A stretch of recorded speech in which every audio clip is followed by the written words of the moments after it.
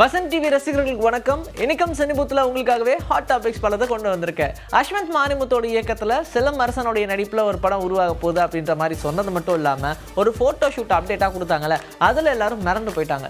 Oh my கடவுளே, dragon அப்படின்ற மாதிரியான படங்கள்லாம் கொடுத்ததுக்கு அப்புறமா ஒரு பெரிய ஹிட் படத்துக்கு ரெடி ஆயிட்டாங்க அப்படின்ற மாதிரி தான் சொல்கிறாங்க. அண்ட் சிலம்பரசனுடைய காம்பினேஷனில் இந்த படம் இருக்கிறதுனால டெஃபினட்டாக இந்த படம் ஹிட்டு தான் அப்படின்ற மாதிரி ரசிகர்கள் பேச ஆரம்பிச்சிட்டாங்க. ஏன்னா ஆத்மனா அவதாரம் எடுத்ததுக்கு அப்புறமா அவருடைய படங்கள் எல்லாம், குறிப்பாக இந்த மாநாடு அப்படின்னு ஒரு படம் வந்துச்சு பாருங்க, அதெல்லாம் போதுமாப்பா இந்த தமிழ் சினிமாக்கு அப்படின்னு சொல்கிற மாதிரி இருந்துச்சு. இது இல்லாமல் இவருடைய கெட்டப்லாம் பார்க்கும்போது அந்த விண்டேஜ் சிம்பு அப்படியே பிடிச்சிருக்கணும் பார்த்தீங்களா இல்லையா அப்படின்ற மாதிரி தான் சொல்கிறாங்க. அவங்களுடைய ஃபேன் பாய் மூமெண்ட் அந்த படத்தில் கொடுக்கணும் அப்படின்றதுக்காக என்னென்னமோ முயற்சிகள் பண்ணுறாங்க. அதில் ஒன்று இதுதான் அப்படின்னு சொல்லலாம். ஸோ இந்த வேலைகள்லாம் எப்படி போய்கிட்டு இருக்கு அப்படின்ற மாதிரியான ஒரு அப்டேட் வந்திருக்கு.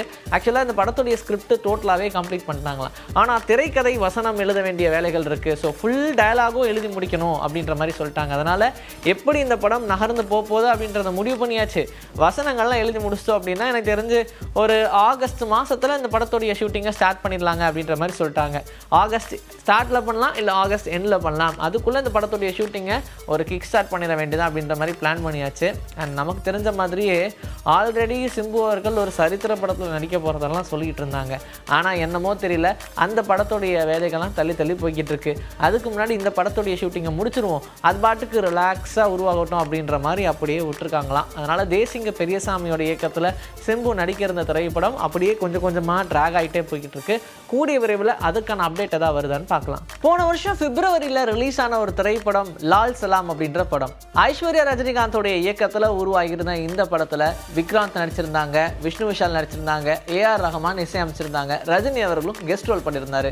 விமர்சன ரீதியாக இந்த படம் ஓரளவுக்கு மட்டுமே தான் ரசிகர்கள் மத்தியில் இடம் பிடிச்சது அப்படின்னு சொல்லலாம். ஆனால் படம் பார்க்க நல்லா தான் இருக்குது, ஆனால் ஏதோ ஒன்று மிஸ் ஆகிற மாதிரி இருக்கேப்பா அப்படின்ற மாதிரி படம் பார்த்த நிறைய பேர் ஃபீல் பண்ணிகிட்டே இருந்தாங்க. ஒரு படம் ரிலீஸ் ஆயிடுச்சு அப்படின்னா அது 4 வாரத்தில் ஓடிடியில் வந்துடும். ஆனால் இந்த படம் ரிலீஸ் ஆகி 1 வருஷம் ஆகியுமே இன்னும் அதை பற்றின எந்த அப்டேட்டும் வராமே இருந்துச்சு. ஏன்னா முன்னாடி சொன்னது என்னன்னா, ஓடிடி நிறுவனம் எதுவுமே முன்னாடி வரலப்பா இதை வாங்குறதுக்கு அப்படின்ற மாதிரி சொன்னாங்க. ஆனால் உண்மை என்ன அப்படின்னா, இவங்களா தான் அதுக்காக வெயிட் பண்ணிட்டு இருக்காங்களாம். ஆல்ரெடி நமக்கு ஒரு ஹார்ட் டிஸ்கை காணோன்னு சொல்லியிருந்தாங்கல்ல, அந்த ஹார்ட் டிஸ்கை காணோன்னு சொல்லும்போது அது ஒரு சர்ச்சையாச்சு. அதனால தான் இருக்கிற படத்தை நாங்கள் அப்படியே ரிலீஸ் பண்ணோம் அப்படின்னு சொல்லியிருந்தாங்க. ஆனால் அந்த ஹார்ட் டிஸ்க் கிடச்சிட்டதாகவும் அதில் இருக்கக்கூடிய ஃபுட்டேஜ் எல்லாம் வச்சு இப்போ இந்த படத்தை ரீஎடிட் பண்ணியிருக்கிறதாகவும் சொல்லியிருக்காங்க. சென்சாருக்கு போயிட்டு அங்கே சர்டிஃபை ஆனதுக்கப்புறமா இந்த படத்தை ஓடிடி பிளாட்ஃபார்மில் ரிலீஸ் பண்ணுறதுக்கான பிளான் பண்ணுவோம் அப்படின்ற மாதிரி சொல்லியிருக்காங்க.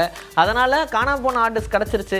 கண்டிப்பாக இந்த படம் ஓடிடியில் ரசிகர்களால் கொண்டாடப்படும் அப்படின்ற மாதிரி சொல்லப்படுது. என்னதான் இருந்தாலும் ஒரு சில சீன்ஸ் மட்டுமே தானே, ஆனால் முழு படம் தான் அவங்க பார்த்தாச்சேப்பா அப்படின்னு சொல்கிறாங்க. புதுசாக இந்த படம் பார்க்குறவங்களுக்கு கண்டிப்பாக இந்த படம் பிடிக்கும் அப்படின்ற மாதிரியும் சொல்கிறாங்க. என்னென்னமோ சொல்கிறாங்க, சரி வெயிட் பண்ணி பார்ப்போம் அப்படின்ற மாதிரி ஃபேன்ஸும் வெயிட் பண்ணுறாங்க. ரவிகிருஷ்ணா சோனியா அகர்வாலோடைய நடிப்பில் 2004 ரிலீஸ் ஆன திரைப்படம் தான் 7G ரெயின்போ காலனி. இந்த படத்தை பற்றி பேசாதவங்களே கிடையாது. இப்போ வரைக்கும் இந்த படத்தில் இருக்கக்கூடிய பாட்டு எல்லாமே ஹிட்டு அண்ட் இந்த படமே ஹிட்டு அப்படின்னு சொல்லலாம். செல்வராகவனோட இயக்கத்தில் ஒரு மிகப்பெரிய படைப்பு அப்படின்னு தான் சொல்ல முடியும். யூஸ்வலான கதைக்களமாக இருந்தாலும் ஏனே தெரியல இந்த படம் எனக்கு ரொம்ப பிடிக்கும் அப்படின்ற மாதிரி தான் பார்க்குறவங்கலாம் சொல்லுவாங்க. இது இல்லாமல் இந்த படத்துடைய 2ஆம் பாகம் எடுக்க போகிறோம் அப்படின்னு சொன்னோடனே எல்லாருக்கும் ஒரு பெரிய ஹைப்பை கிரியேட் பண்ணுற மாதிரி ஒரு போஸ்டரையும் ரெடி பண்ணி ரிலீஸ் பண்ணாங்க. அதுலேயும் ரவிகிருஷ்ணாவே நடிக்கிறாங்க, ஆனால் தெலுங்கு நடிகையான அனஸ்வரா நடிக்கிறாங்க அப்படின்ற மாதிரி சொல்லியிருந்தாங்க.